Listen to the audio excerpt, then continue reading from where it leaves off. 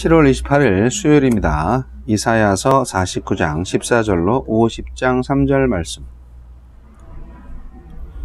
오직 시온이 이르기를 여호와께서 나를 버리시며 주께서 나를 잊으셨다 하였거니와 여인이 어찌 그 전 먹는 자식을 잊겠으며 자기 태에서 난 아들을 긍휼히 여기지 않겠느냐.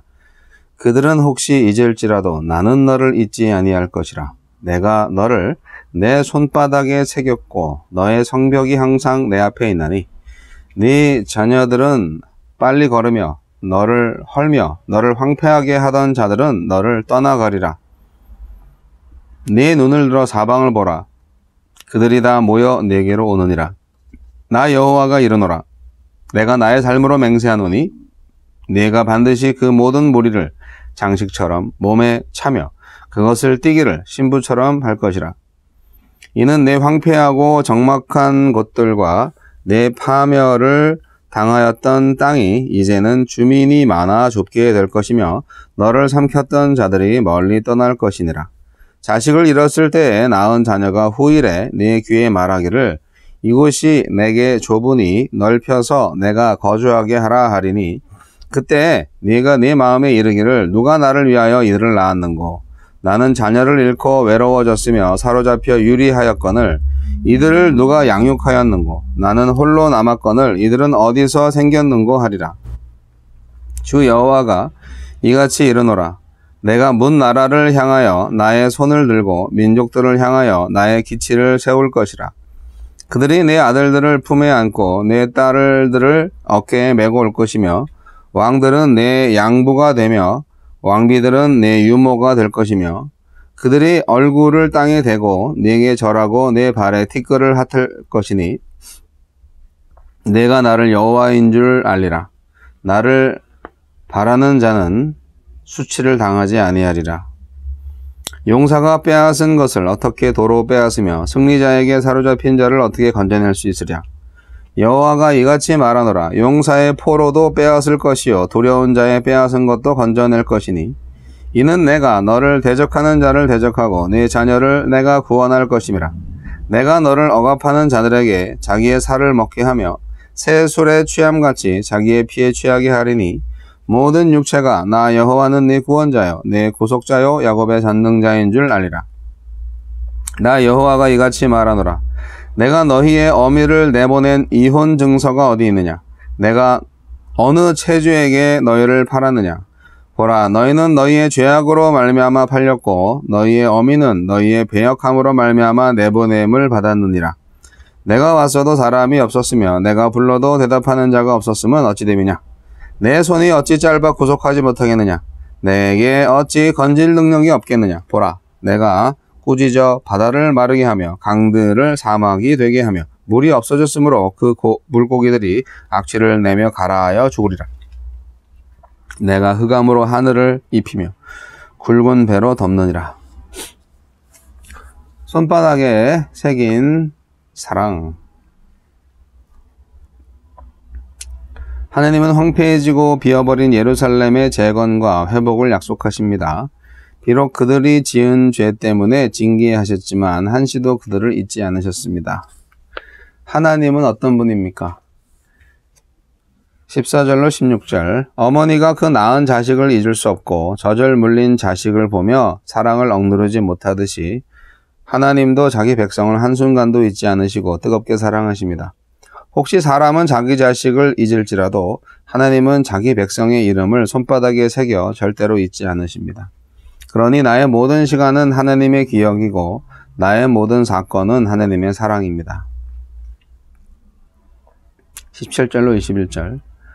자기 백성에게 회복과 부흥을 안겨주십니다. 바벨론의 침략으로 영광스럽던 예루살렘의 건물과 성벽이 무너졌고 사람들은 끌려갔습니다. 그러나 하나님이 정하신 때가 되면 예루살렘은 언제 그랬냐는 듯이 재건되고 사람으로 북적이게 될 것입니다. 비록 우리 삶이 황폐하고 공동체가 쇠퇴하는 시기에 있다라도 희망을 잃지 맙시다. 하나님은 자기가 잊지 않고 사랑하시는 우리에게 부흥을 안겨주실 것입니다. 22절 23절. 이방 민족으로 하여금 자기 백성의 회복과 부흥을 돕게 하시고 더 나아가 자기 백성을 섬기게 하실 것입니다. 바벨론을 정복한 고레스가 유다 백성을 그들의 고향으로 돌려보내며 성전을 건축하는 데 필요한 물자를 지원하고 아닥사스다 왕이 성전 재건에 필요한 물자를 공급한 것은 우연이 아니라 하나님의 손길이었습니다. 하나님은 우리를 돕기 위해 세상의 권력자들의 마음까지 움직이십니다. 24절로 26절. 자기 백성을 속박하는 어떤 세력보다 강하신 하나님. 하나님은 우리를 포로로 잡아두려고 하는 사탄의 세력을 물리치시고 우리를 구원하십니다. 하나님께로 나아가려는 내 삶을 방해하는 것들은 무엇입니까?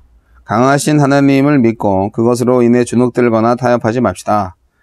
하나님은 내 구원자요, 내 구속자요, 우리의 전능자이십니다. 50장 1절로 3절. 자기 백성이 죄를 지어도 버리지 않으십니다. 하나님은 죄를 지은 유다 백성을 징계하셨지만 관계를 끊어버리지 않고 선지자들을 통하여 자기에게 돌아오기를 촉구하셨으며 강한 능력으로 구원할 준비를 하고 계셨습니다. 문제는 하나님이 아니라 우리의 죄입니다. 하나님과 관계를 회복하고 하나님의 구원을 경험하는 길은 회개하는 것입니다. 주여, 저를 손바닥에 새기신 사랑에 회개하는 삶으로 응답하게 하소서. 네. 오늘 본문이 좀 길어서 본문과 해설을 읽으니까 벌써 6분 30초가 지났네요. 하나님의 영원한 사랑에 관한 아름다운 성경 말씀입니다. 구구절절 하나님께서 호소하고 내가 너를 얼마나 사랑하는지 아니? 이렇게 사랑한단다. 그렇게 말씀하시는 것 같아요. 참 이스라엘은 좋겠다. 이런 사랑을 받았구나. 이런 생각이 듭니다. 그래서 이방인들인 우리들 입장에서는 참 이스라엘 민족들은 역시 선택된 민족이고 복된 민족이구나. 그런 생각을 하는데 그래도 어쨌든 그들은 지금 예수를 안 믿으니 참 바보 같죠? 요즘 많이 믿는다고 하는데 그래도 옛날에 다 믿었던 것처럼 지낼 때와는 다르죠. 그래도 한 10% 정도 믿는다고 하는 말을 들었어요. 네. 어쨌든 이것을 오늘날 우리 그리스도인들에게 적용해서 말씀을 보자면 하나님의 사랑은 영원하고 강력하고 신실하다. 그래서 우리가 하나님께로 돌아가는 게 문제지 하나님이 우리를 구원하시는 게 문제는 아니다. 그런 겁니다.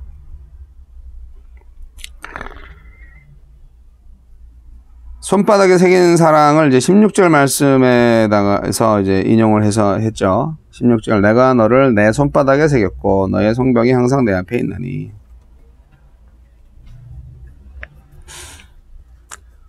눈에 넣어도 안 아프다 이런 말 하잖아요. 우리 자녀들을 보면은. 네. 하나님께서 우리를 정말 사랑하시는데 우리는 왜 하나님의 사랑을 모르고 죄만 짓고 살고 있을까요?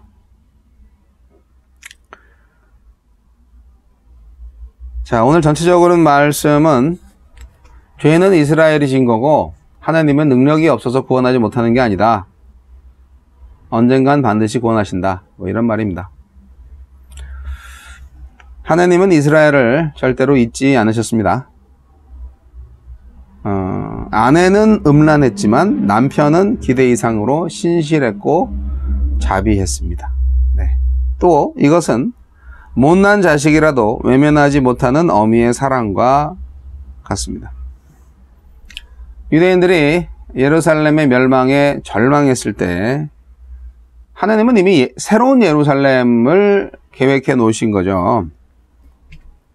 그래서 너희들이 이제 벌 받고 그리고 다시 돌아와서 다시 새로운 예루살렘 성전을 또 지을 거야. 그런 계획을 다 하신 거죠.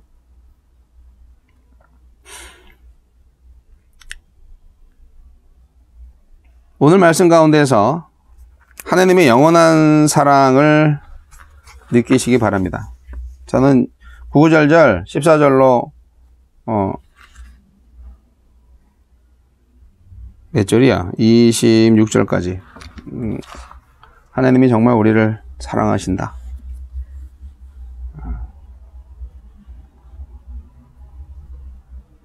가슴이 좀 애립니다. 하나님은 당신의 백성을 절대로 잊지 않으십니다. 하나님은 황폐하고 파멸당한 땅을 회복시키십니다. 하나님은 당신의 백성을 대적의 손에서 구하여 내십니다.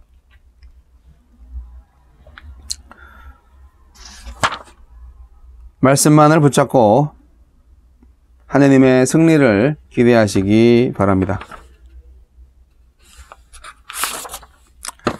우리는 하나님의 사랑으로 삽니다. 사랑을 먹고 삽니다.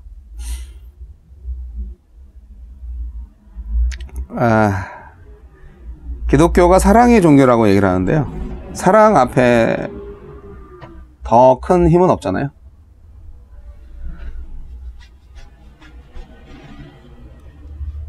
보통 남녀 간의 사랑은 결혼으로 꼬린되고 완성된다고 생각하는데요. 제가 결혼해서 30년 가까이 살아보니까요. 결혼은 사랑의 완성이 아니고요. 사랑의 시작이에요. 연애는 그 사랑 시작의 그 프롤로그 정도 되는 거예요. 어렵죠? 네. 사랑은 언제 완성될까요? 하나님의 사랑을 받을 때, 하나님의 사랑만이 또 사람들과의 사랑, 부부의 사랑 또한 완성시키는 것 같아요. 하나님의 사랑을 알아야 우리가 제대로 사랑할 수 있다는 것이죠. 사랑이 우리가 사랑을 할 수 있는 것도 하나님으로부터 온 그 성품이기 때문에 하나님 때문에 우리도 사랑할 줄 아는 거잖아요. 하나님이 모르면은, 하나님을 모르면은 우리가 정말 사랑 못해요. 사랑이라는 거를 아예 모르죠. 그러나 우리 마음속에 사랑하는 마음을 주시고 사랑하게 하셨죠. 하나님이 사랑이시기 때문입니다. 오늘 이제 50장으로 넘어가면서 이제 이스라엘에 대한 그 책망이 약간 나오는데, 여기서 뭐라고 이스라엘 백성들이 하냐면 뭐 이런 말을 했다는 거죠. 그러니까 예루살렘이 어떻게 멸망할 수 있냐, 그리고 우리가 어떻게 이렇게 남의 나라에 끌려갈 수 있냐, 이건 하느님이 우리를 버린 거야, 하느님이 우리를 팔아먹은 거야, 그렇게 얘기를 하는 사람들이 있었던 것 같죠. 다 하느님 때문이야, 하느님이 나빴어, 하느님이 우리를 팔아먹었어, 그렇게 하느님이 어느 날 갑자기 이혼 증서를 손에 들려주고 내쫓아 버리셨다, 또 빚에 쪼들려서 채권자한테 우리를 팔아먹었다. 뭐 고대 사회에서는 빚을 가지면 그 빚을 갚기 위해서 자식도 팔아먹고 자신도 이제 그 사람에게 노예로 하는 경우도 있었다고 합니다. 그런 것처럼 우리를 팔아먹었다, 그렇게 하나님을 원망했던 거죠. 그래서 여기에 대해서 하나님이 반박하는 겁니다. 내가 너희 팔아먹지 않았어, 너희 죄악 때문이야, 그렇게 말씀을 하시는 겁니다. 너네가 배신했어, 그래서 지금 그 지경이 된 거야. 하나님께서 이스라엘 백성들에 대해서 무관심하거나 능력이 없어서 그들이 유배당한 것이 아니고요. 하나님이 이스라엘을 찾아오셔서 목청이 터져라 불렀지만 이스라엘이 응답하지 않았거든요. 선지자들 얼마나 많이 얘기했어요. 그분의 손이 짧아서가 아니라, 그분의 힘이 딸려서가 아니라, 그분은 구해 주시려고 열심히 애를 쓰셨지만 이스라엘은 그 구원의 손을 도무지 잡으려고 하지 않았다는 것입니다. 도와줄 마음도 있고 도와줄 능력도 있었지만 이스라엘은 그걸 무시하고 도움을 구하지 않았어요. 그래서 이스라엘 백성들은 억울하고 또 뭐 좀 배신감 느낀다, 지들이 배신해놓고 억울하다고 불평을 늘어놓거나 그분의 구원 능력에 대해서 불신을 갖지 마시고 먼저 자신들의 잘못을 시인하고 하나님의 무한한 능력에 의지를 하셔야 합니다. 유배민은 한마디 호령으로 바다와 강을 말리시고 흑암으로 하늘을 입히신 출애굽의 하나님을 기억을 해야 합니다. 저와 여러분의 인생에도 똑같습니다. 예루살렘이 멸망하고 이제 바벨론으로 끌려갈 정도로 모든 인생이 완전히 망가졌을 때, 그때 하나님을 기억하세요. 하나님이 반드시 되돌려 놓으실 거고요. 회복시킬 것이고요. 우리 인생을 더 풍성하게 하실 것입니다. 하나님은 저와 여러분의 사랑이시니까요.